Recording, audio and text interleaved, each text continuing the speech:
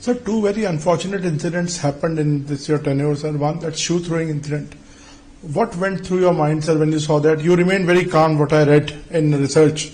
Can you describe what happened, sir? Even Bar requested for the initiating the proceeding. But you did not take any action against Yes, yeah. No, because maybe I don't, maybe it's as a result of my upbringing.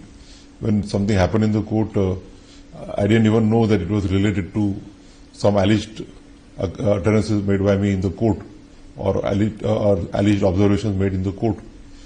But I felt that I must go proceed with the matter, and that was a decision taken by me at the spur of the moment.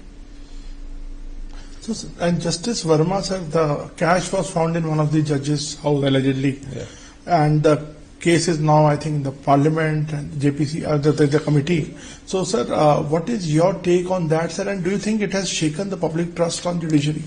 It was an unfortunate incident, and it is wrong to deny that it has not affected the image of the judiciary.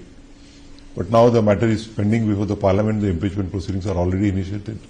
The inquiry committee headed by a sitting judge of this court is inquiring into the matter, and therefore, as a matter of propriety, it will not be proper for me to comment any further on that. So, sir हमने देखा है कि time to time judiciary पे corruption charges अब लगने लगे हैं.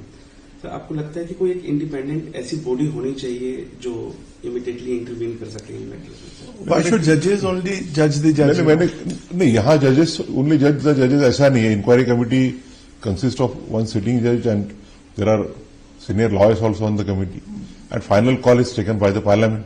Right. Yeah. So if the parliament or the legislators think that the system is not adequate, they are always at liberty to evolve a system which, while concerning this concerns, while addressing these concerns, also ensures that the independence of judiciary is also maintained.